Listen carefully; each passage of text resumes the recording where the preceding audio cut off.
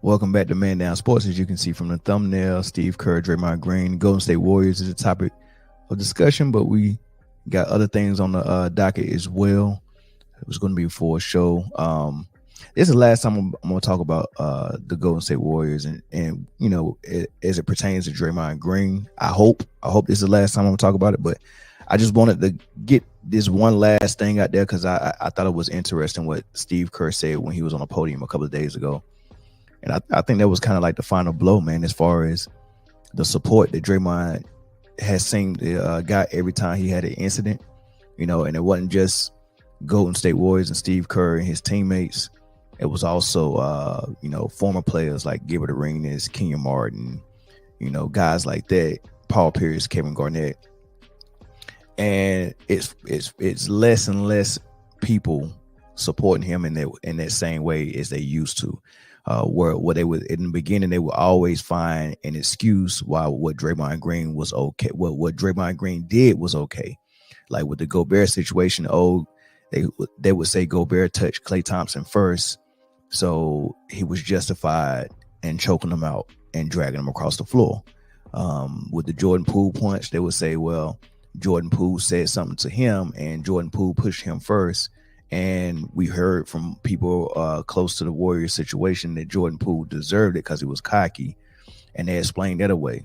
With the Sabonis stomp, they said that Sabonis grabbed his leg, so Sabonis deserved that. You know, so they just kept making excuses for Draymond. And it would seem like nothing that he did would, I don't know, get them to realize that, this is not the right thing to be doing.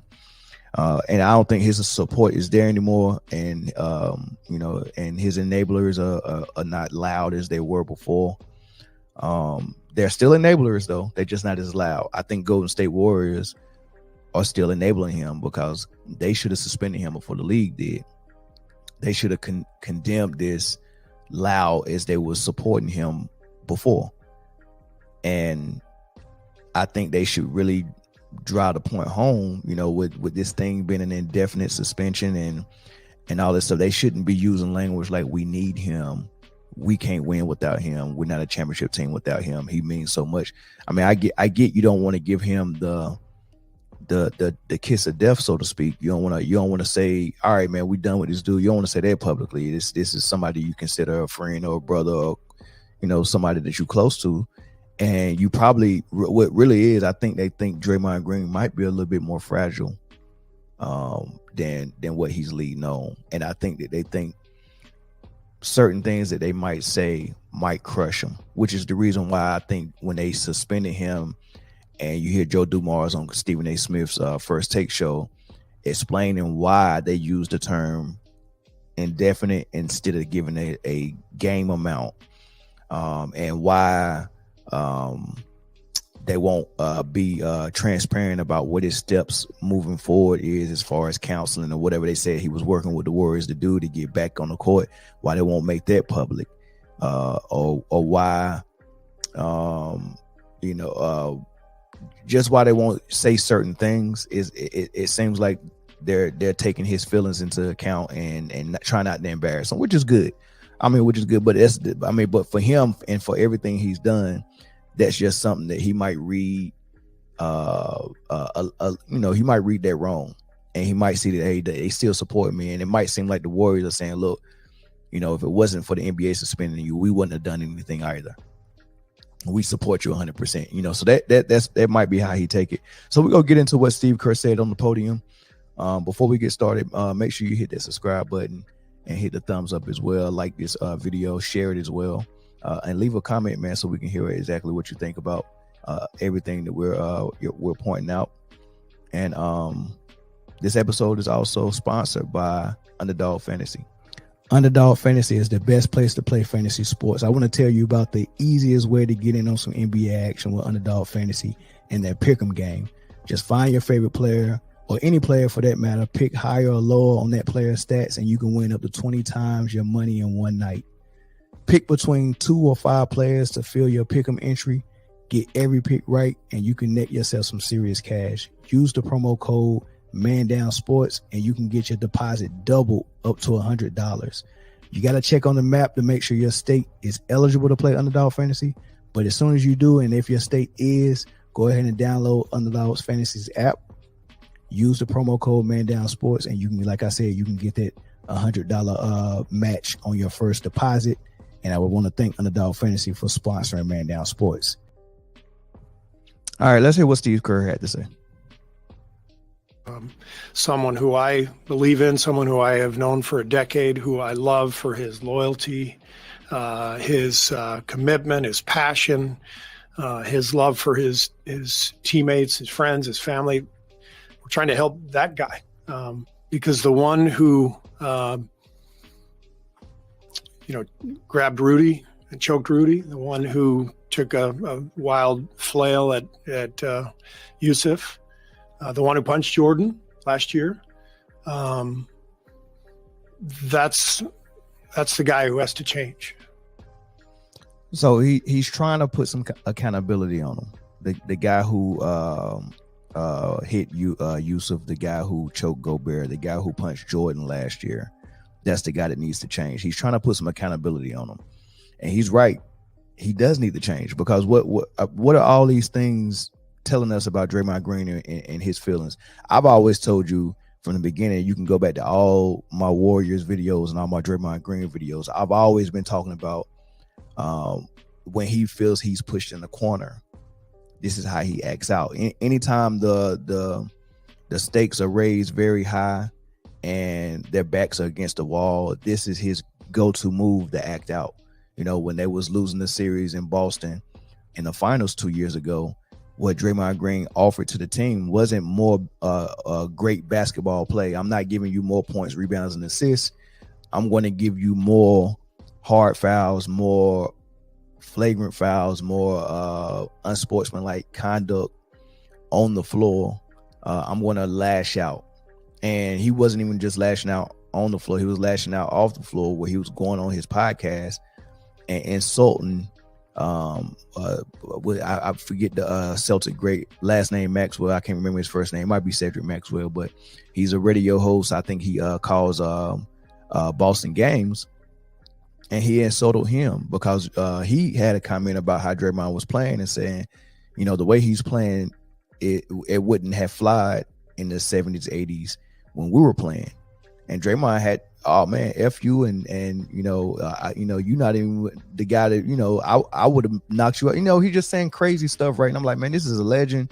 This is an all-time great. This is a Celtic great. This is a elder in your profession and your fraternity.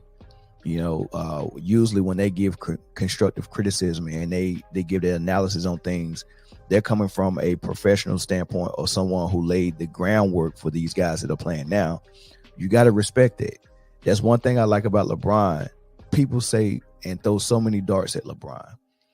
Rarely does he come back. He came back at Charles Barkley and said some things, but when he comes to the LA Lakers and was still getting criticized by Kareem, he did not come at Kareem out of pocket. I get it. Coming at Charles Barkley is one thing because Charles Barkley kind of is okay with it and invites that. You got to know which guys that's okay with. I still probably wouldn't have done it. Being that was Charles Barkley, I probably would have took the constructive criticism. But sometimes Charles Barkley is not even constructive criticism. It's just sometimes it does seem a little bit like jealousy. But so I get that part. But my point is LeBron. He don't come with disrespect. So the way Draymond lashes out is hilarious with me. And like I said, I've always said that, look, man, when his back's against the wall, he's going to do that. Example number one, with the Boston series, right? Example number two, you go back further with the Kevin Durant situation at the Clippers game when he called him out his name and lashed out at him. I keep telling everybody that was a contract year for them. For both of them, Kevin Durant and Draymond. And Draymond's contract was dependent on what Kevin Durant was going to do. They wasn't really negotiating with Draymond and his agent yet because they was trying to figure out what Kevin Durant was going to do. How do I know this? You got to listen to the conversation that they had on the Et Cetera's podcast that KD had on his podcast. And then when KD went on Draymond's podcast, that conversation. and and you just gotta pay attention. Like that's what was going on. So I think he was already on high. He was high strong and on edge because that year was so important to them. That was, it was Kevin Durant's final year. That was on a title run. And like I said, coming off of 2 straight championships where you look unbeatable in the finals against LeBron and the Cavs, and you still got the second best at worst best player in the league in Kevin Durant, probably the first best, just depending on where you had him, LeBron at that time, and you look unbeatable again. Why would Draymond Green be so on edge in that season? They weren't losing. He wasn't playing bad. Nobody else was playing bad. The team was playing good. What only other factor could it be for Draymond to be so on edge, right? And it was because his money was riding on it. His money, his legacy. I think this would have been his first max contract. So it was important for him and his agent. They was trying to get their money, and they knew they wasn't going to get what they was asking for if Kevin Durant stayed. And I don't think that was the real issue. It was the fact that Kevin Durant wasn't letting the team know what he wanted to do, which was holding up Draymond Green's opportunity to get his deal done. So he was already frustrated with that. So that happened to Kevin Durant, and he pushed Kevin Durant away. And then same thing, they're coming off another championship run when they beat Boston. And in the training camp, he's on edge again. So much so that he was beefing with Jordan Poole, and that led up to Jordan Poole getting knocked out.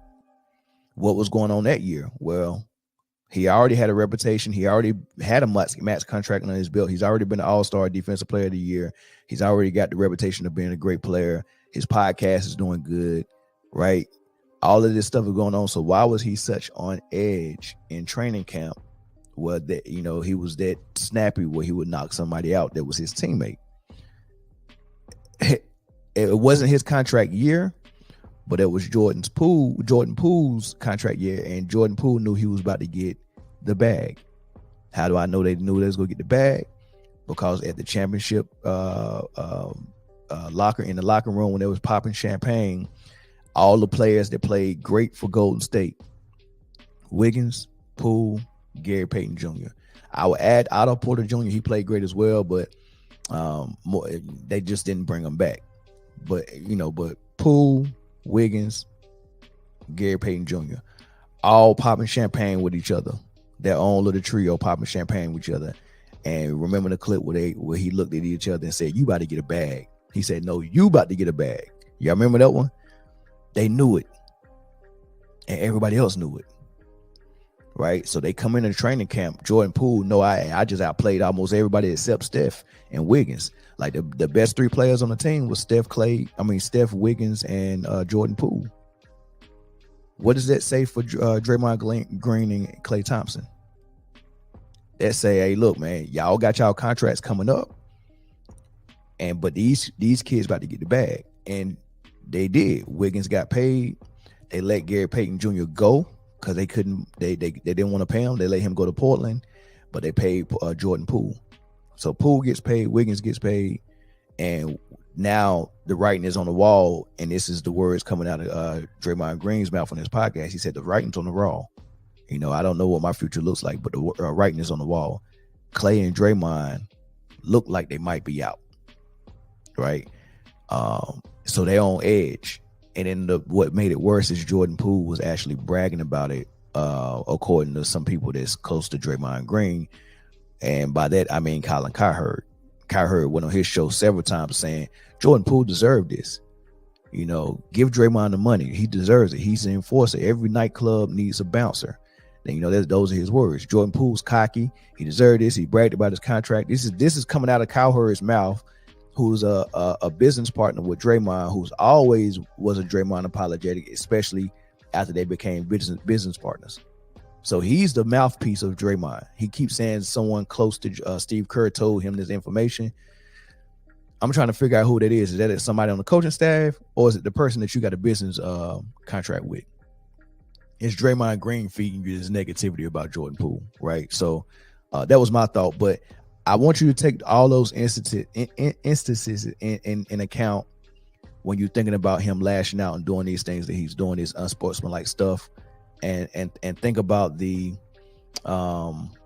what he does when his back's against the wall and he thinks someone's coming for his, or coming to take him, or coming to break up what he called his baby, right? Here's an article, and Ramona Shelburne did this article after the Rudy Gobert punch, and you can see everything from the top, but what I got in the brackets right there is the quote from Draymond when she was asking about, because this is after the suspension, he was already back, and she did an interview with him, and she's asking him about all of that stuff and the Warriors and all this stuff, and this is his quote: "We built this thing from nothing.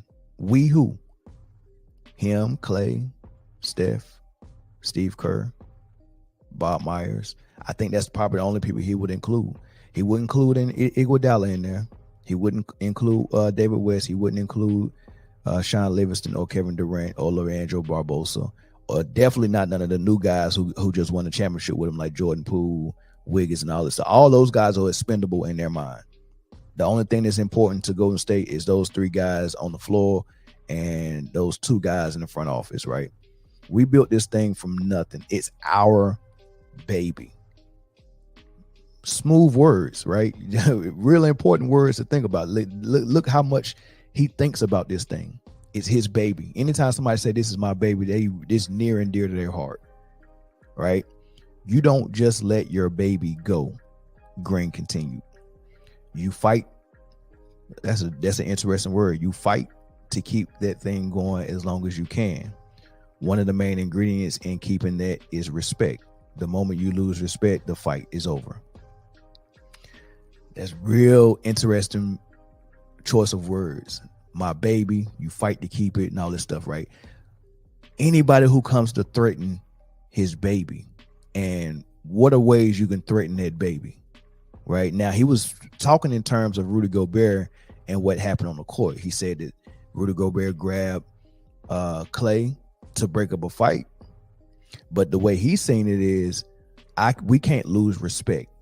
So I guess respect in his words is anybody who feels like they can play rough with us or push us around, or somebody who gets in our face, we lose respect. So so basically he's telling you I had to act. He wasn't acting because Rudy Gobert grabbed Clay to break up a fight. He was already on edge, but by the audacity for McDaniels of the Timberwolves to even get in Clay's face and talk trash.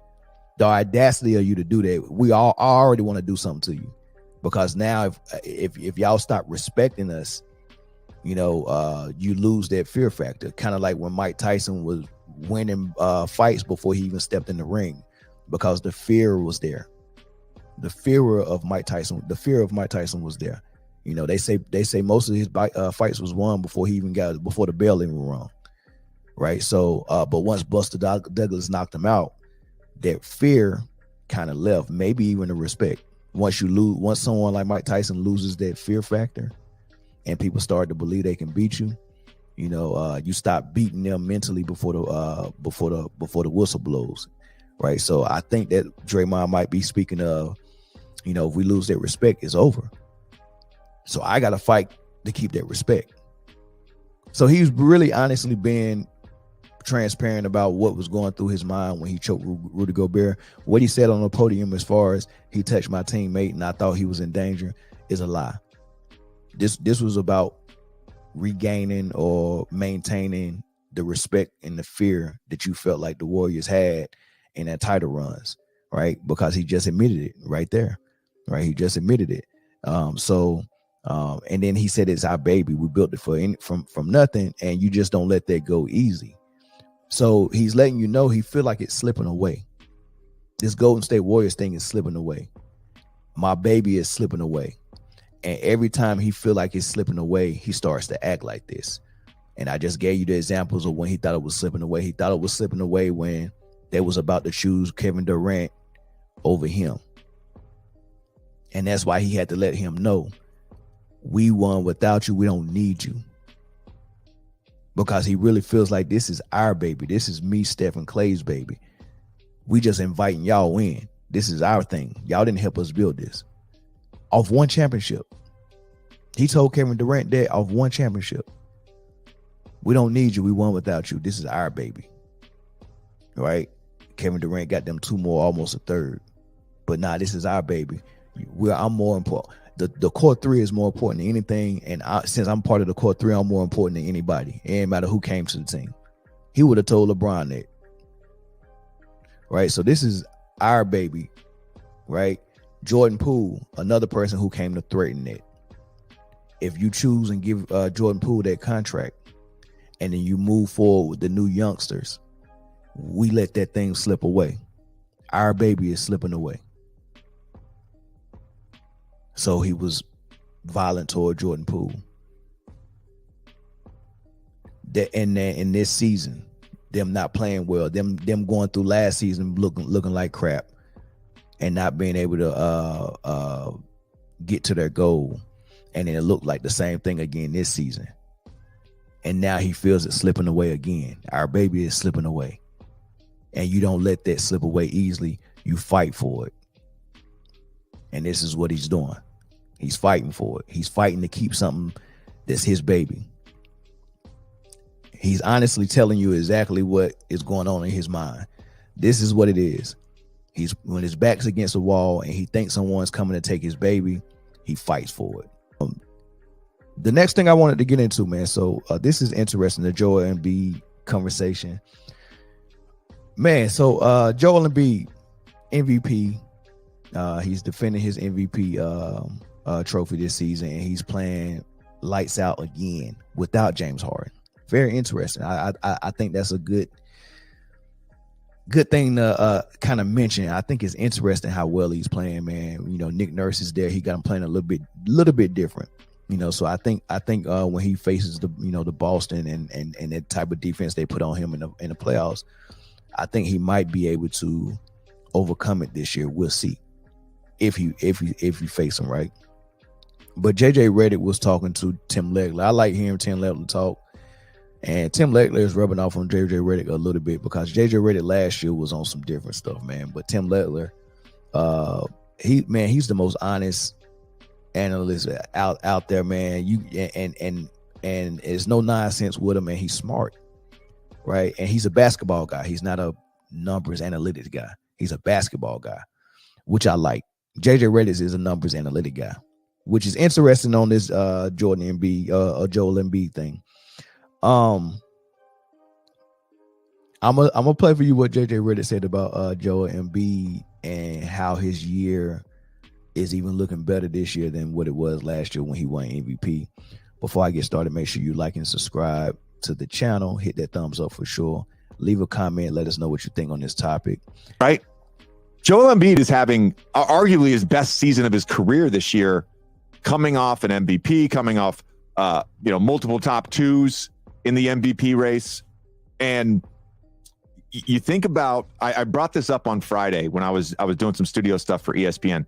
And you think about the conversation around Jokic and Embiid.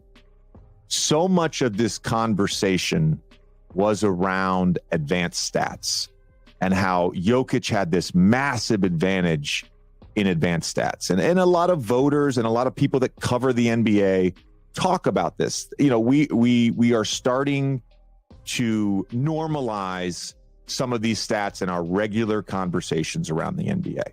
I know I use them, and I usually try to take opportunities to explain them.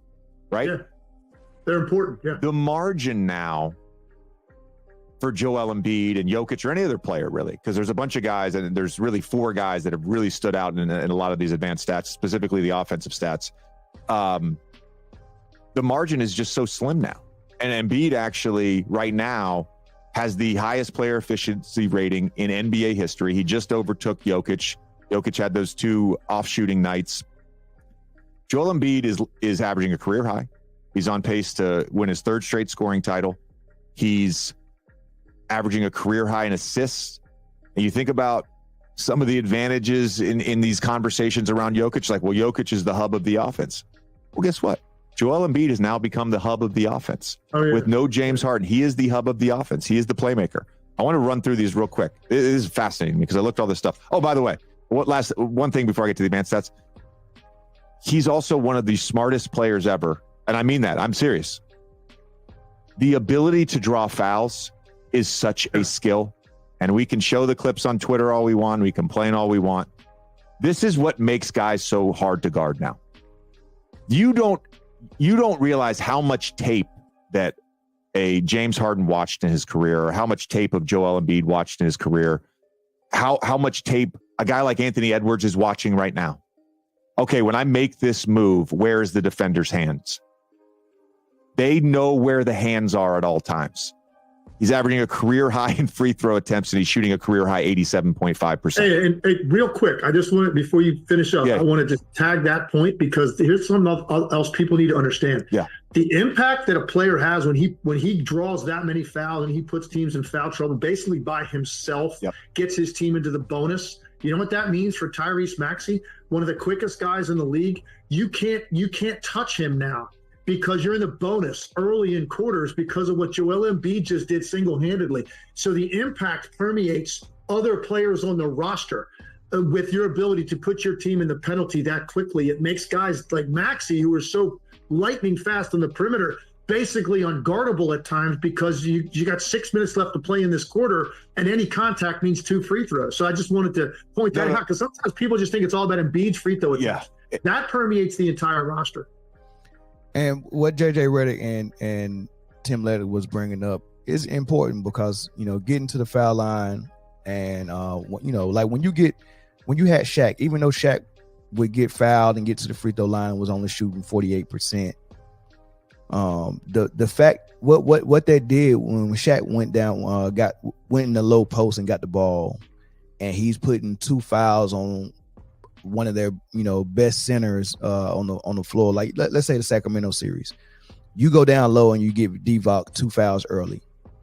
Divock on offense was a amazing passer, and Sacramento ran that offense through their bigs, as far as they ran it kind of like the press offense, and they had a lot of high post, mid post, low post situations where their bigs was passing out of the post, or their bigs, they get the ball in a horns action and they'd be right at the elbows, and Bibby, Christie, Bobby Jackson, they will utilize a lot of back cuts and dribble handoffs and screens and stuff like that.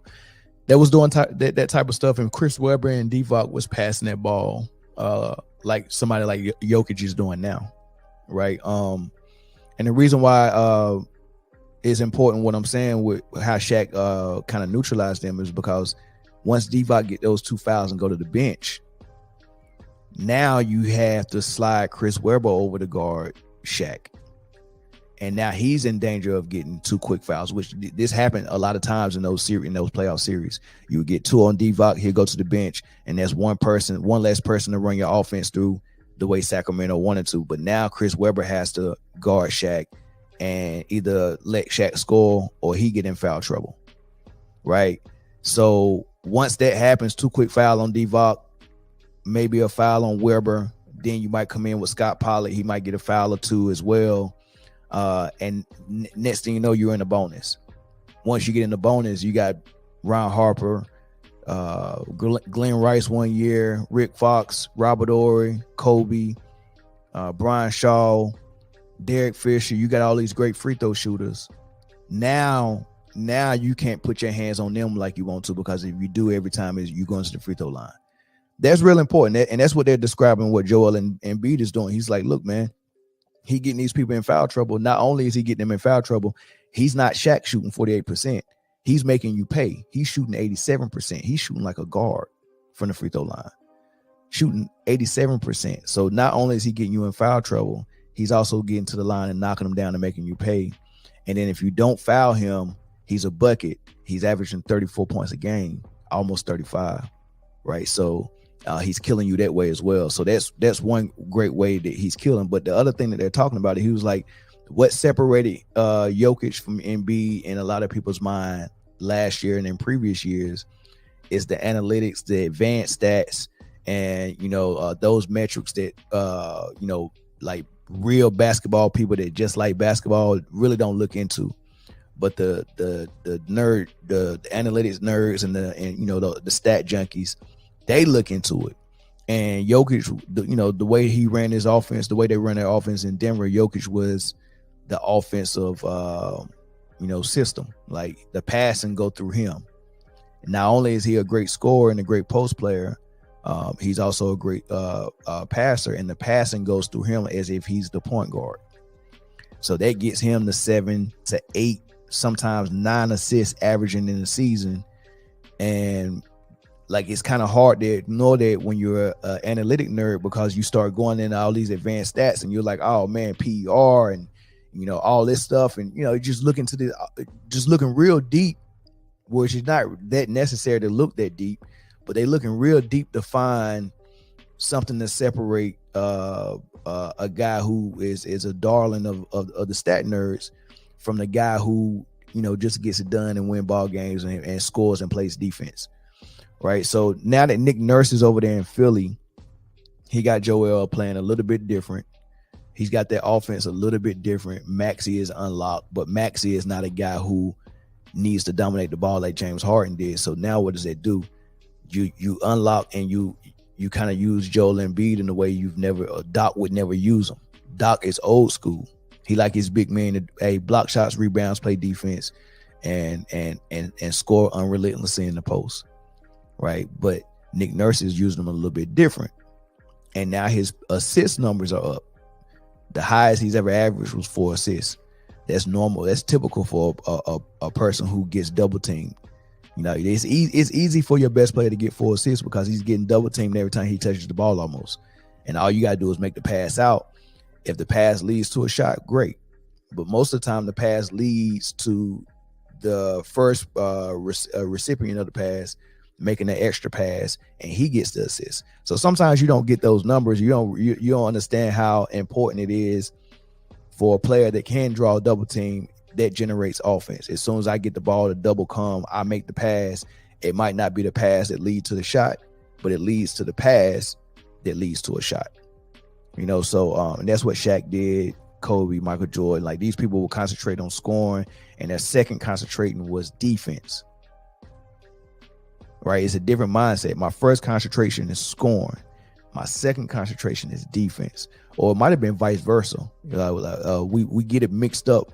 I think they thought defense first, to be honest with you, but just to avoid having a debate that, we'll say their first concentration was scoring with Michael Jordan, Kobe Bryant, guys like that, Joel Embiid. First option, or first thought is to score.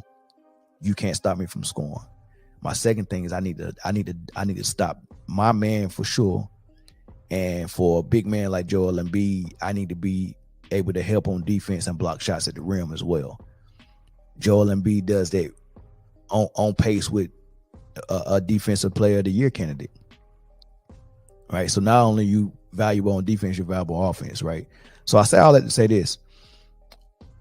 The mindset to say, I'm going to score first, I'm going to defend second, those are my two main objectives, and switch it to the mindset of, I'm going to score first and I'm going to assist second, and defense is an option. I can opt out of it, because what I'm doing on offense, those numbers are so huge. For this MVP award, most people will overlook the defensive end. There's not too many numbers you can get on defense that's going to help you win MVP.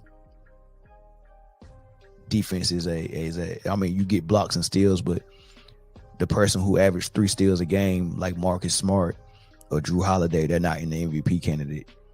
The person who averaged 3 blocks a game, like Brook Lopez, he's not an MVP candidate, right? So those numbers on defense, blocks and steals, they're not going to help you win MVP. They're not going to help you win first team All NBA. It's just those points and assists. And instead of me playing defense, how about I be the person who go grab the rebound after my team plays great defense to force a missed shot? Points, rebounds, and assists, those numbers help you win MVPs, first team All NBAs, and that's what Luka is doing. That's what Jokic is doing. Embiid's doing it a little bit different. But guess what? Not only is he doing the offensive side like never before, because he won MVP last year, averaging 33 points a game. He's averaging almost 35 this year. So his number went up scoring. Rebounds, as an MVP count last year, he was averaging 11. Now he's averaging 13. Rebounds went up. He was averaging 4 assists last year. Now he's averaging 6. He was averaging 7 most of the season, but he had 2 straight games where scoring was really needed for him. And, I think he had some 40s, and I think he had something close to 50. I think he had a 50 as well. Maxey had a 50 this year as well. So he had some scoring nights where he really needed to score. He really needed to defend. So his assist numbers went down. He had one game where he had like 3 assists, and 4 last night, I think. So, his assist numbers went down from 7 to 6, but it's still up from his MVP year. So he's averaging more assists, more rebounds, more points the year after he won MVP. But he's still doing what he's doing on the defensive end. Is he proving this year that he's the best big man in the league? I mean, I know it was Jokic he won MVP last year, but I know Jokic was thought of to be the best big last year and the best player in the league. And the 2 years prior to that he won MVP, I know he was thought of to be the best big man. But are we looking at this the correct way? Is that the right formula? Points, rebounds, and assists? Or is defense really more important than assists? Like I say this last thing, and then I move on. Defense is more about, scoring is more about your ability.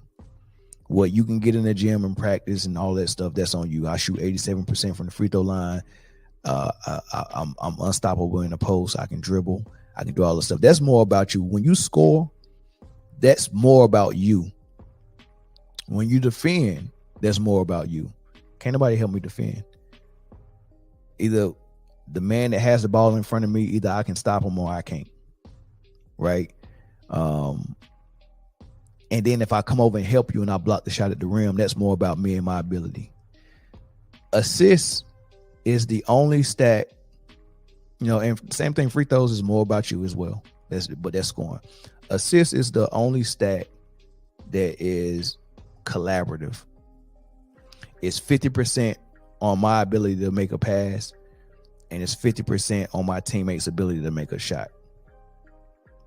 So crediting someone for assists and making that be something that you separate someone in the MVP discussion based on when that player is not playing defense at the par that the other player is, I think is asinine. I think it's insane. I think it's for you to say, oh man, 9 assists a game is going to put you over the top for MVP, because 9 assists is unreal. Luka and Jokic both are getting 9 assists a game. Embiid's getting 6. Last year he was getting 4. But Embiid was outpacing them. If you put them both together, they couldn't be a better defender than Embiid. And he won the scoring title last year. So he's scoring, that's all about him. And defending, that's all about him. Assists is about 50% you and 50% your teammate. And that's how I look at MVP. And that's how I'm looking at Joel Embiid this year. Even though defense and scoring is more important, he still went out and said, look, I'm going to get you 2 more assists this year. Just for the analytic nerds. And then people like JJ Redick, they talk about, all those advanced metrics that separated Jokic last year. Embiid is actually killing in those metrics, and he just passed Jokic all time for effective PER. I think that was the stat for it. I just thought that was interesting, man. Y'all let me know what y'all think in the comment section, man, and I'll catch y'all on the next episode. The Dallas Mavericks. So as I'm recording this, they beat the Trailblazers last night. That game against the Timberwolves, they lost by 18, where Luka had 8 turnovers. He almost had a triple-double with turnovers. They've already won a game since then, but I just think it's interesting because Luka is still an MVP candidate according to Kia, the Kia MVP ladder. They got him at number 5. He's dropping. They had him at number 2 weeks ago. He dropped to number 5 again, and he probably go fall out of the race, out of the top 5. And he should not be in the top 5 right now. I'm gonna be honest with you. I just don't understand how you can exclude a guy like Anthony Edwards and a guy like Jason Tatum. Like Kia don't have Anthony Edwards or Jason Tatum, and they both have the number 1 team in the league. Don't have neither one of them in their top 5. I think they just moved Embiid to number 1. They had Embiid like number 3. They had Jokic number 1. They just moved Embiid to 1. I think he's 1. I think Jokic is 2. I think SGA is 3. No, I'm lying. It's Embiid, is Jokic at 2, is Giannis at 3, SGA at 4, and Luka at 5. That's their 5. I don't have Giannis in my 5 yet. He's moving up. I got Anthony Edwards number 5, but he's slowly falling out because he's had some underwhelming games and he's missed some games. He hurt his hip or his back or something like that. And he missed like maybe 1 or 2 games and came back and left that game early because he re-aggravated. And then he came back and they played Luka and he only had 9 points. He had 11 assists, 9 points. He had a bad shooting night, but he had the highest plus minus on the team. I think he was plus 20.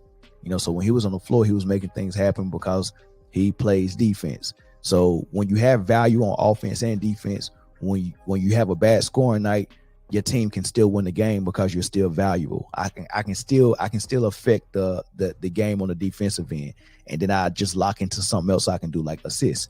And that's why I never fall in love with the numbers game, because you averaging a triple double or averaging close to a triple double or having 40 triple doubles in a season is not that sexy to me. It doesn't tell me anything more than your team has designed the offense for you to get those numbers, right? But what's more valuable to me is when a player has all of those abilities and uses them when needed. So like if number 1 and number 2 is you scoring and you're defending, that's what I want from you every night. Now let's say we have a matchup where we be like, hey man, they have a huge lineup. That you're playing against a team like Minnesota. They got a huge lineup with Gobert, 7 foot, Carl Anthony Towns, 6'11", Kyle Anderson, 6'9", Anthony Edwards, 6'6", right? And let's say they had a point guard that was 6'6". They got Mike Conley Jr., but let's say they had a point guard that was 6'6". You look at that lineup and be like, oh man, it's gonna be hard to rebound on this team. So you look at your star player and be like, hey, tonight I need you to help with the boards tonight. And he go out and have 15 rebounds. Like when you can do it like clockwork, that's and timely like that, that's impressive. Like when Magic Johnson, he don't play center, but hey, you in the finals, Kareem just hurt his ankle, he can't play, and you got to play against the 76ers with Brian Dawkins and all these big, Moses Malone. You got to play them. Hey, we need you to play center tonight. That's impressive. That's iconic. Well, I can tap into something that you have an ability to do just like that, and you can do it that quick. Not that you design your offense for you to get all those numbers. All right, let's you not play defense. If you're Luka, don't play defense. We're okay with you playing average to below average defense, but he has these rebound numbers, and we think that's some great thing. Now it would be more great if he could rebound 15. We playing the Minnesota Timberwolves. Go get 15 rebounds, not go get eight turnovers. He went and got 8 turnovers this game. Go out and go get 8 turnovers. That's what he did. Go get 8 turnovers. No, we needed you to rebound against this team and do some other things. We definitely didn't need 8 turnovers. This team is ranked number 1 in defensive rating, and they don't allow a lot of points. And your coach have already said, if we don't score 120, we can't win. And lo and behold, you get 1-on-1. So that team's defense is translating, and it's led by Anthony Edwards on the perimeter and Gobert in the paint. right? So I think that's important. I think it's important for like J Kidd when he was a player. He didn't average a triple double, but guess what? There will be certain games where they needed him to rebound and be like, "Hey man, we need you to rebound this game." And Jason Kidd will go out and get you 20 rebounds and 15 assists and probably 15 points. Rondo would do the same thing. You don't have to do it every single night and average it, but on a big game, on a big night, against a marquee team on primetime TV, whether it's regular season or playoffs, can you up your play and get those numbers? That's what I'm more impressed by. I'm not that impressed by the fact that you could average this. I'm more impressed by scoring and defense and then your team success, right? I think I've already kind of drove that point home. So anyway, the reason why I'm bringing that up is Luka continues to be an MVP candidate. I don't think he should be. This is how I got it. Like I said, I got Edwards at number 5, Nikola Jokic at number 4. They didn't move. Tatum was my number 1. He's dropped for Embiid and Shai Gilgeous. I mean, what Shai Gilgeous and Embiid is doing, they face multiple MVP candidates and they perform well against them and they get wins. I think Joel Embiid might have lost to the Boston Celtics this year, but everybody else they're beating. SGA and OKC beating everybody.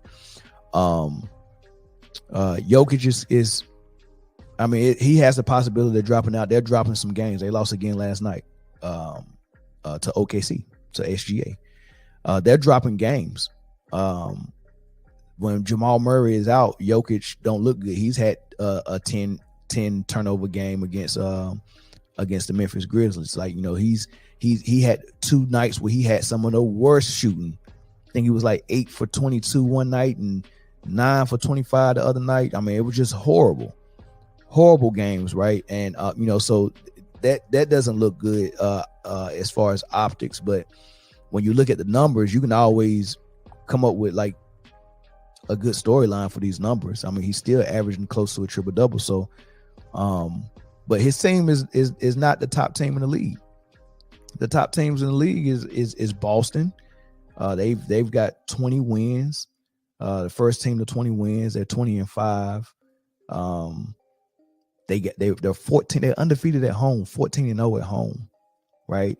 Jason Tatum has upped his rebounding to about 9 a game. He's averaging about 9 as a wing player. He's averaging about 9 rebounds a game, right? And the scoring goes without saying. And then on top of that, he's a top level defender as well. So same thing with SGA, man. Game winners, beat MVPs head to head.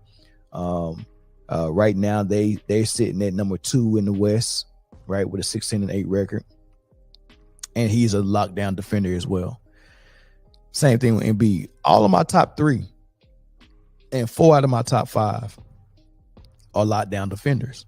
They score at a high rate and they defend probably the best at their position. Like as far as point guards, SGA and De'Aaron Fox might be the best defenders in the league that are all stars or superstars, right? I know there's some other point guards that defend well, like Lou Dort, maybe Pat Bev or Drew Holiday, but I'm talking about the stars and possible MVP candidates. SGA and De'Aaron Fox at the point guard position are the best defenders at their position. As far as shooting guards, Anthony Edwards is probably the best defender at his position. As far as small forwards, Jason Tatum, maybe Kawhi Leonard still. I can't think. I might be missing somebody, but and maybe Kevin Durant are the best defenders at their position. And then as far as centers, depending on if you count Bam Adebayo, but he's not an MVP candidate. But as far as MVP candidates and superstars, all-stars, Joel Embiid is the best defender at his position, right? So you got the best defenders at their position who also are top-level scorers. Joel Embiid leads the league in scoring. SGA is maybe top 5 in scoring. and their teams are winning, right?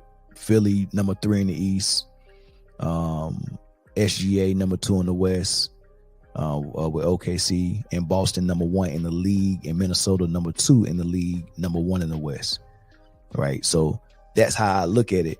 That's why I don't have Luka in the top 5, right? Now,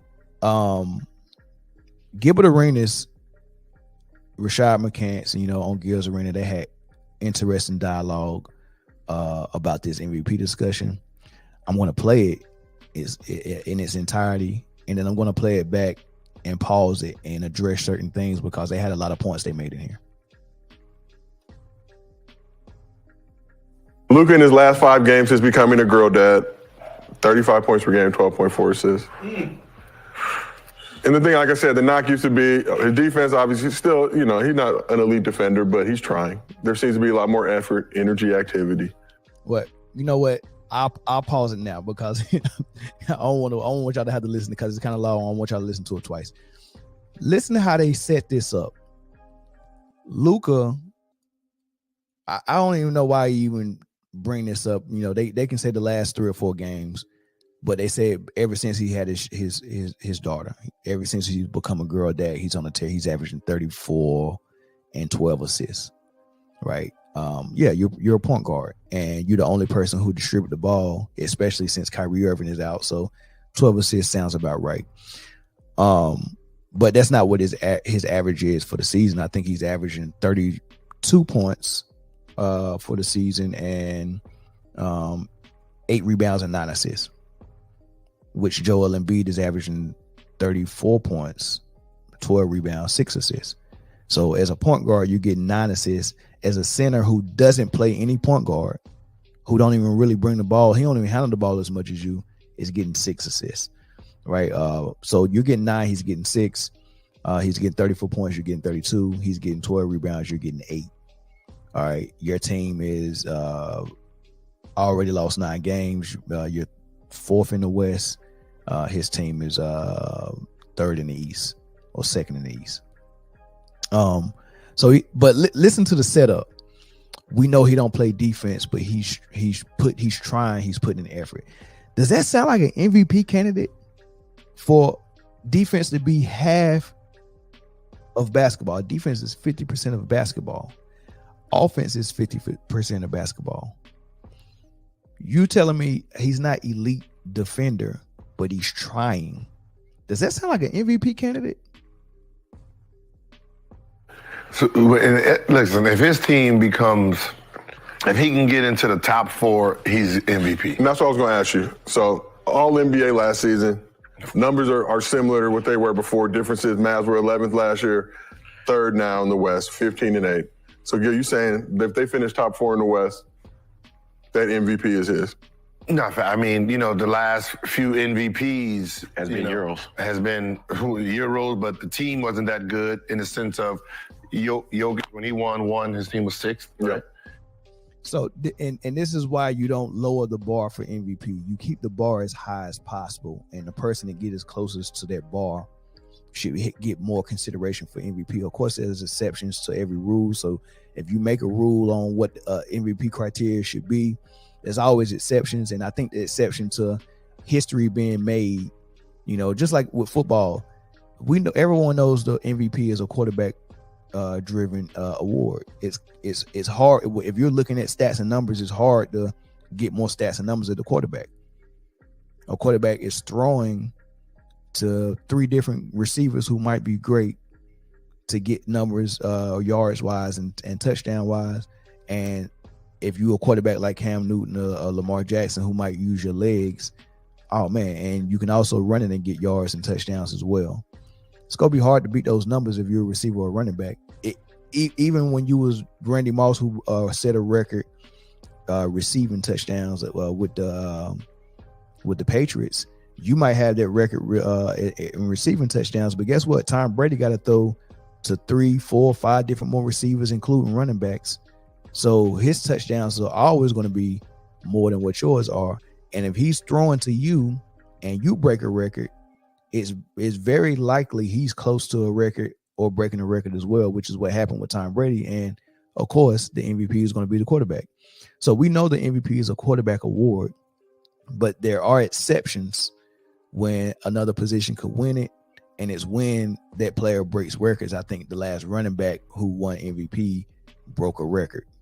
I think it might have been LaDainian Tomlinson. You know, Marshall Faulk might have won it when he broke a record. You got to break a record there to even be considered if you're not a quarterback. So whatever the criteria is for basketball, if it's offense, defense, team success, like I think it is, there is an exception, and that's if you do something that we've never seen before, like what Russell Westbrook averaging a triple-double for a whole season, and they awarded him with an MVP despite his team being in the 6th seed. Why did Jokic win it as a 6th seed? It's because, oh man, we got to reward him. We've never seen a center almost average a triple-double. He didn't quite average a triple-double, but he almost did, and he's a center. Never seen it. Give him the MVP. Despite him not having the team success at a high level, he was a 6th seed.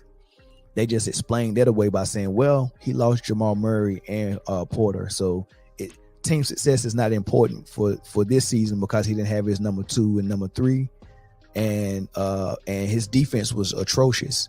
So he only had the offensive side of it as far as statistics. He didn't have the team success. He wasn't playing defense. So he only had one leg. If you want to see my triangulation method, team success, offensive value, defensive value. So he didn't have the team success, didn't have the defensive value. All he had was offensive value in points and assists, right? And was a 6th seed with no defensive value and won MVP, right? So when you look at it that way, we lowered the bar for him because we made an exception because he lost his 2 and 3 and he almost set a record as a center. Same thing with Westbrook, 6th seed, and he wasn't offering a lot on a defensive end back then either. Didn't have the team success, but he broke a record or set a record or did something we haven't seen since Oscar, and we gave it to him, right? So that's why we don't lower the bar, because when you lower the bar, it's a slippery slope, and you got to keep lowering it, because now we're about to making another exception for Luka. Just because he's averaging close to a triple-double. Anything close to a triple-double is astounding to us for some reason. So if you average close to a triple-double, you'll offer nothing on the defensive end as far as value, and then your team success is not at a high rate, because he's saying, man, just make it to a 4th seed, because we've done it for Jokic, we've done it for Westbrook. If he could just get 4th seed, then he's the MVP. Don't make a lot of sense to me. Embiid last year was third or fourth. So if he can get himself, I mean, Westbrook won one when his team was 4th? 6. Yo, ain't that crazy how guys are winning MVPs and their team not number one? Like, I remember when your team had to be number one. And I like it like this. Okay. Because the MVP is the best player in the league, the most dominant player in the league, not the best player on the best team. All right. I'm glad Brandon Jennings said that. He said, isn't that funny that the MVP is, you don't have to have a top rated team to be the MVP? So how, and Arenas is saying, I like it like this though. I like it to where your team don't have to be that successful in order for you to be the MVP, because he's about to explain it in a way where I think a lot of people in the NBA circle looks at it. And I'll let him get to it. I'm not gonna spoil it for you, but I like that Brandon Jennings brought that part up, because yes, I think your team I think team success is important, because it shows that what you're doing is actually leading to the ultimate goal, right? And you can't be more valuable than a guy that is valuable on offense and defense. It's impossible. It's impossible for you to be valuable on offense and not valuable on defense, and don't have team success and be more valuable to the league, be the league's MVP over a guy who is valuable on both ends of the floor and whose team is more successful than yours.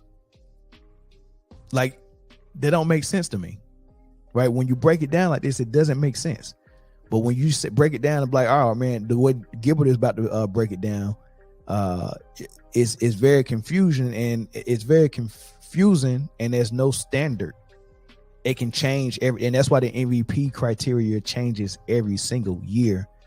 It's a living, growing, breathing standard. It's a slippery slope. It's just you apply rules to one guy and don't apply it to the next guy.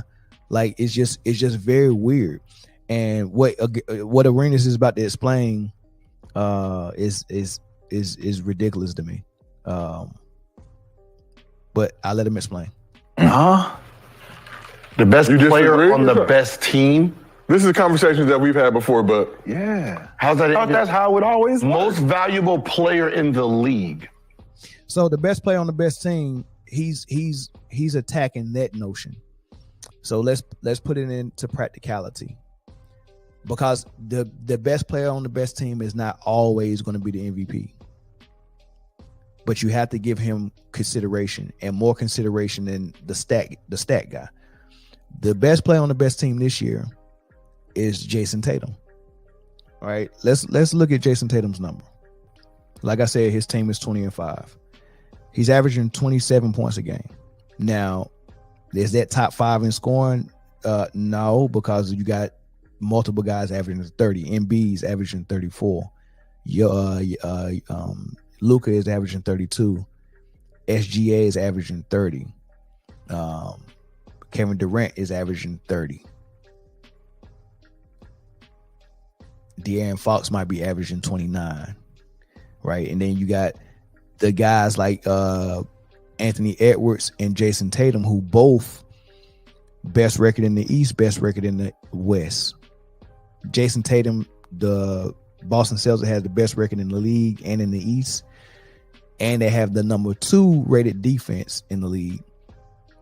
Anthony Edwards' team is ranked number 2 in the league, number 1 in the West, and has the number 1 rated defense in the league. So they're hitting all the metrics, and they both are great defenders and contributing to that number 2 and number 1 rating on defense, right? You got to give them consideration. Now, the only thing that they might be lacking is numbers, because they're averaging 27, but they're not averaging 30. So 30 just looks sexier. The 2 points, the 32 points that Luka is averaging might look sexier than the 27 that Tatum is averaging.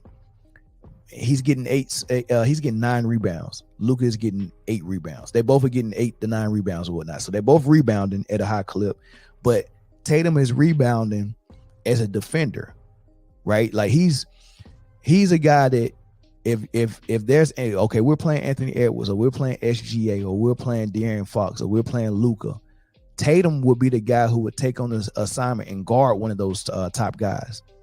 And that's hard to get 8 rebounds and also guard the best players. So in order for you to do that, you got to be really busting your butt on defense, and you're probably getting some offensive rebounds on top of that as well, which is what Luka doesn't do. All his rebounds, out of his 8 rebounds he's averaging, I think 7 of them are defensive rebounds. He rarely gets offensive rebounds. He's not down there in the trenches really boxing out and doing it that way. You know, his rebounds are a result of him not being on the ball, playing the best the offensive guy on the opposing team. His rebounds come from standing in the corner guarding the least offensive guy on the team, and he gets to sag off and freelance and play free safety, and when the shot goes up, he can go run it down. Tatum is usually guarding the best offensive guy on the other team in a lot of cases, and he's still getting 8 rebounds. And then since he's not the point guard, like I said, remember, it's easy to get 4 assists when you're the best player because double teams coming your way, right? So when you have Drew Holiday as a point guard, who is a real point guard, and he's averaging about 8 to 9 assists, and then you have a backup in Derek White, who's a real point guard who's averaging about 6 assists, there's not going to be a lot of room for you to average 8 assists as well. So what do you value more? You getting 4 assists from Tatum, but you're getting lockdown defense, or the 9 assists from Luka with no defense? Which one is more valuable? Well, the team success usually, as a rule of thumb, tells you which player is more valuable, because my value is leading to more team success, and I'm valuable on 2 ends or both ends of the floor. That tells you who's more valuable. But the way Gilbert Arenas is about to explain it is he does it in a negative way. I do it in a positive way by saying, okay, team success tells me, and you doing it on both ends of the floor tells me who's more valuable. What he's going to do is say, if you take away this player, that his is more of a hypothetical and more of a negative. Let's by subtraction, let's see if this works. If I take Luka away, what does he win? No, that's not how I do it. By Luka being on the team, what are they winning? That's how you prove who's more valuable, by what your team does with you being on it, not by what your team does without you being on it. Yeah, on the best team. Because the best team is the most valuable team. But that's not the award. It's the most valuable player. On the most valuable So that means team. if I take you off your team, who's more valuable? Y'all suck already. And I take you off y'all team, y'all still gonna suck. So after you're gone, like y'all, it don't matter. So what makes you MVP if you really don't have to do nothing? If we're the number one team and you take me off and we slide to number 8. So, but you won't. Question for you: LeBron James, Cavs number one in the East. LeBron leaves last place, literally getting the first pick in the draft. That shows you. Does that show you his value? If the team was number 1, they were number 1, and he'd gotten MVP, right? Went from barbecue to mildew. He didn't. He didn't get MVP. No, he left. Just him leaving. His team went to last. Just him. Everyone else. Just him left. Did he get the MVP the next year? Barbecue to mildew. Didn't get the MVP. He wasn't. So first of all, that's not how that works. Let's dispel this myth that what Gilbert just said. He said just LeBron leaving. He said it twice. Just him. Nobody else left. Everybody else stayed. Just him left. Let's look at this roster. The year they won, on the right side, you see they won 61 games. That's the year he was there. That's the year they won first place in the division. I think they won 66 the year before that. They got put out by Dwight Howard in Orlando the year they won 66, and they got put out by Boston this year, right? But look at the roster. All right, you see Boobie Gibson, who was leading the league in three-point shooting that year. You see Danny Green, great defender, great offensive player, well, good shooter, right? And a great defender. You see Big Z, 7'3", post player, all-star level player, made all-star while he was here in Cleveland. Shot blocker, can stretch the floor, hit the jump shot all the way to the three-point line. You see LeBron, you see Antoine Jameson, you see Shaq there. You see Leon Powell, you see Delonte West, who was a good player for them.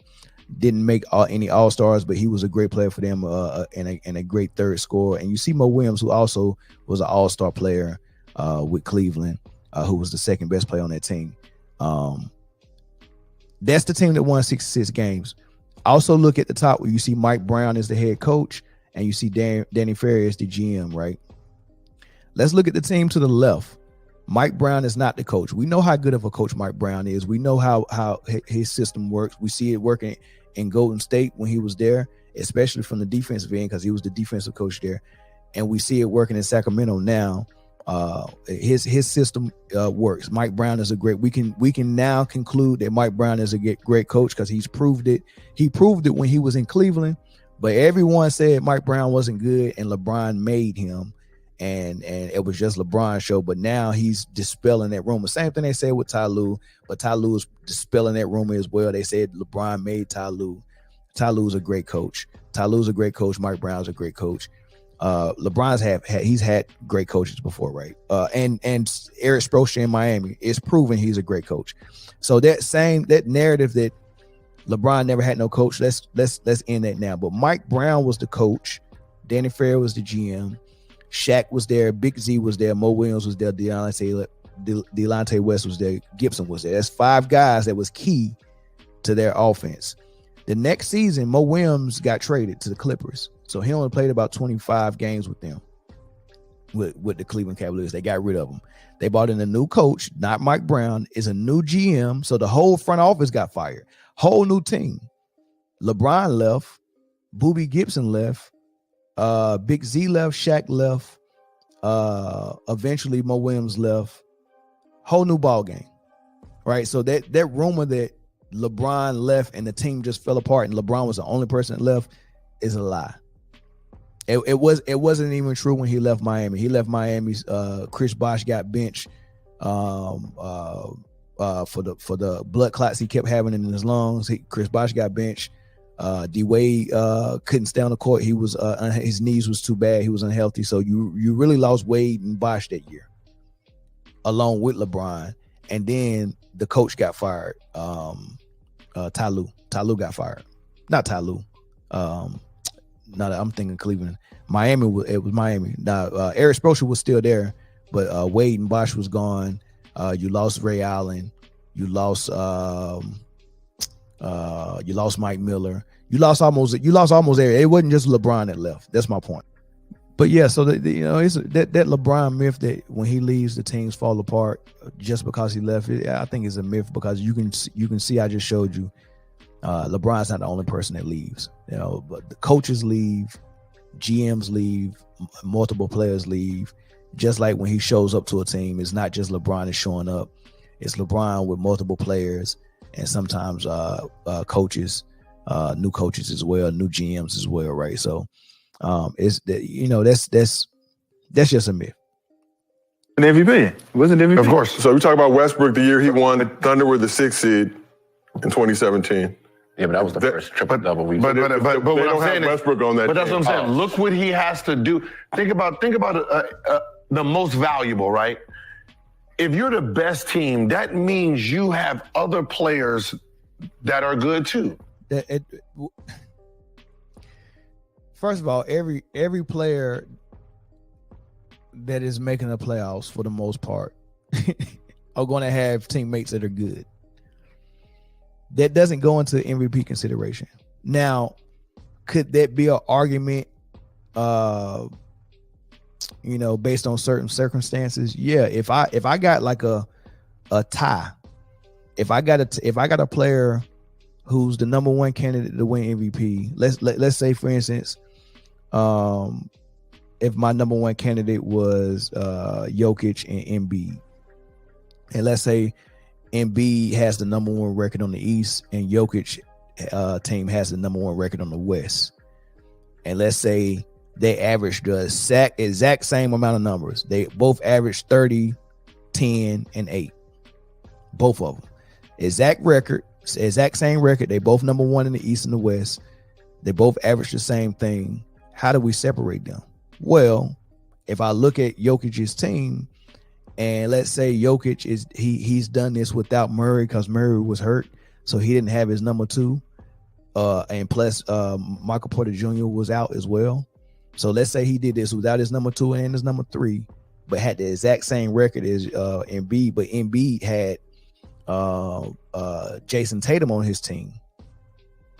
Then I would say, you know what? The tiebreaker goes to the guy who had the tougher challenge to get what he got. But what Gibbert is saying is, let's say Jokic didn't have, it was the same scenario, they averaged the same thing. Embiid had Tatum, Jokic didn't have his 2 and 3, but Jokic was the 6th seed. He's saying that you're supposed to give Jokic more consideration than the number 1 seed only because he had to do more. The award is not the hardest working man in the NBA award. It's the most valuable player award. You don't measure that by who had the most help and who had the least help. Like, that can be a tiebreaker, but it's not that not having enough help does not close the gap of a team that's the top team in the league. If the player is performing at a high level and they have the number 1 team in the league, he gets more consideration than the player that's in the 6th seed. I don't care what that player in the 6th seed did, with the exception of if he did something historic for the NBA. Okay, we'll give him consideration. Right? You're going to probably have 3 all-stars on your team. What do you mean you probably going to have 3 all-stars on your team? Sometimes making all-star is a result of your team being great, because when you start creating this team and you voting for people, right? Every team don't have an all-star on it.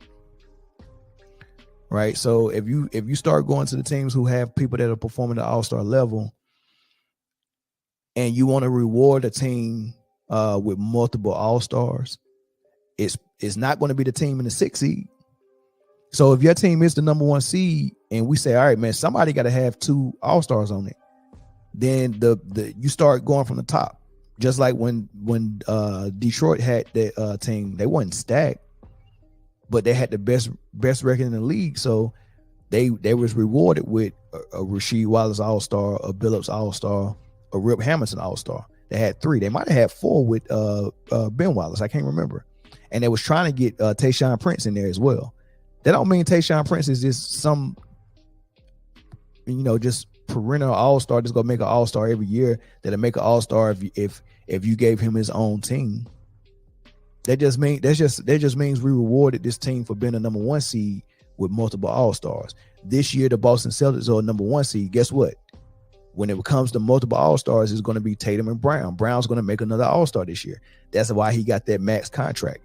Do you think you can take Brown and give him his own team and that team will perform as well as Boston? Probably not.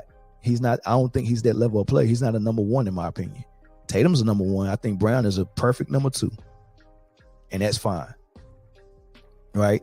If they get 3 all-stars, who would it be? Would it be Porzingis? It might. But remember, Luka had Porzingis. He didn't make all-star with Luka. That says something. So if Boston gets 3 all-stars, that's a plus for Jason Tatum, not a negative.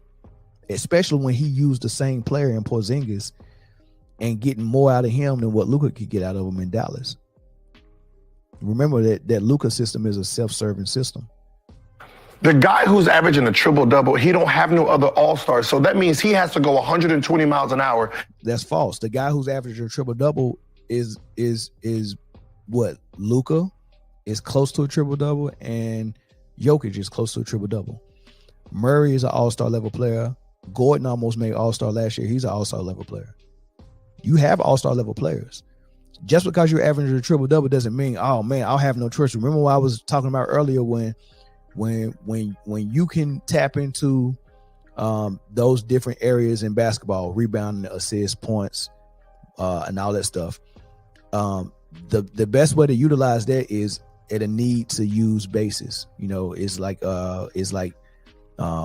emergency glass, break glass in case of emergency, right? Yeah. Magic Johnson can play center, but I'm not going to have him play center all year.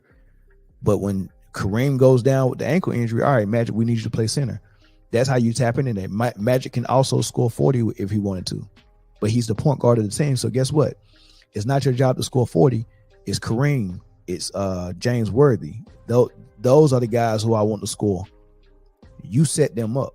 But guess what? If one of them go down, hey, Magic, I need 40 from you tonight, and he can get it. That shows me more than what you saying, all right, we're going to design this offense for Luka. You take 30 shots a game, and you get all the assists. Everyone else just standing and wait for you to pass him the ball. And then we take your numbers and say, oh, man, these are great numbers. He ain't had no choice because he ain't got no help. No, you can't have help if you're doing everything. You ever seen a person moving their own furniture? You don't have to. Just ask for help. I mean, like seriously, just, you don't get credit for doing something that you don't have to do. You don't have to do all of that work by yourself. They're choosing to do that work. They pick the roster. They're picking the roster specifically to design it for Luka to do all the work because they have a player who can pass, dribble, shoot, score, get to the hole. They was like, we want to utilize all of that. We want to maximize all of his potential and everything in his arsenal so he can come in every game, empty the clip. Everything that you can do, we want to see it every single night. Every player don't play like that. Everything that you can do, everything that Magic could do, we didn't see it every single night. We seen it when they needed it. Right? So no, average a triple-double is not a sign that you didn't have no help on your team. Because if Porzingis almost made All-Star in Washington last year, and he's about to make All-Star in Boston this year, then he had an All-Star player on his team as well, but he didn't use him. Luka has an All-Star player on his team now, and Kyrie, they're not really using him like he should be used. He had an All-Star level player in Brunson on his team. They didn't use him. So no, average a triple-double is not a sign that don't have help. It's a sign that you're not using your help. Just to keep up. That means right? Nothing about your. You don't have to go 100. You can go 80. See, and he's saying that a player that has all-star players like, and we keep using Tatum as an example because he has the best record in the league. He has Brown and he has Porzingis and he has Holiday, right? The same Holiday that Milwaukee decided upgrade was Dame Lillard. So let's not act like Holiday is just great offensive threat. He's a good defender, right? So you got Holiday, you got Brown, and you got Porzingis. So he's saying that Tatum don't have to go 80, but he's going 100% on defense as well. Going whatever he's doing on offense, just because he doesn't play point guard and be the primary scorer, you think he's not going 100%? He's going 100% on both ends of the floor. He's going 100% on both ends of the floor. Luka is going 100% on one end of the floor. Just because he's the point guard, he's going to have the assist numbers. He's going to have more assists. That doesn't mean that he's doing more work than Tatum because he's not doing the work on defense. You have other dogs with you, so you're not really going hard anyway. So most of the time, if you're the best player, the year Dirk won it, right? The team went to the championship the year before that. They lost to Miami. His team was the second best team. This is one of the worst examples he's about to give. He's giving the Dirk example when he won the MVP. As far as All-Stars, Dirk, he won a finals MVP and he won the championship against a super team in Miami with LeBron, Wade, and Bosh on the squad. He beat that team. He had his second best player was Jason Kidd, who was 39.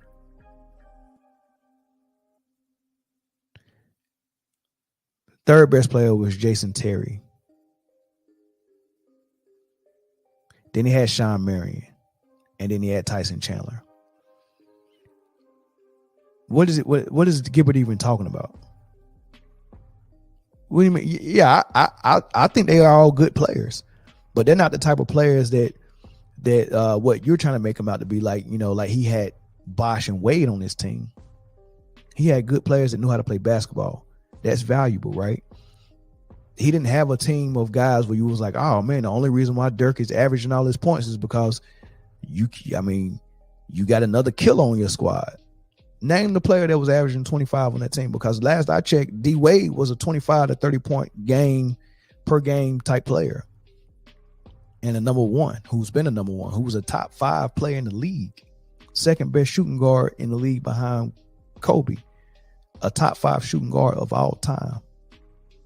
And then you had Bosh, who was a top 5 at his position at that time.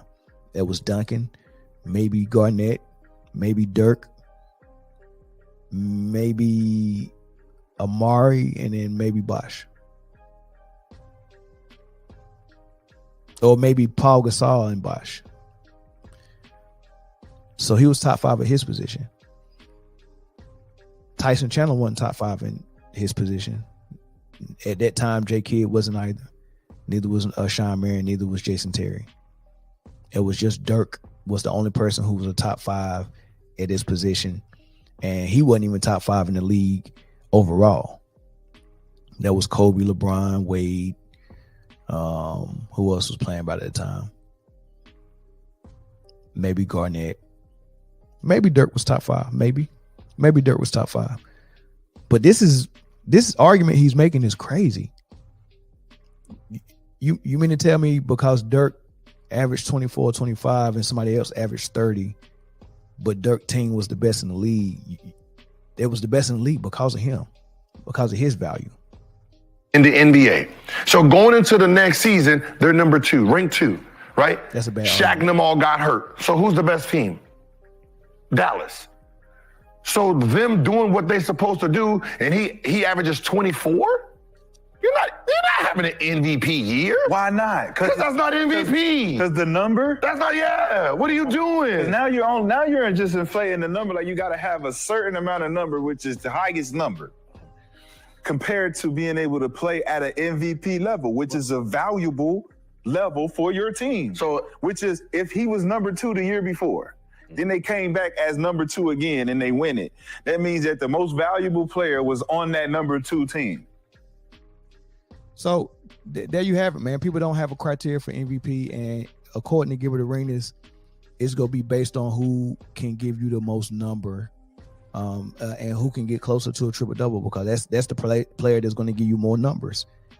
The player that's closest to a triple double and close to 30 points a game, that's going to be the person with the most numbers. And all you need to do is somehow get your team somewhere middle of the pack. Because he said if he can get number 4 in the West, then he can get MVP. But number 4 in the West, if you stack all the teams up, East and West, you're not going to be number 4 in the squad. I mean, in the whole league, you might be top 10ish. But then you got a player like Tatum that's the best record in the league.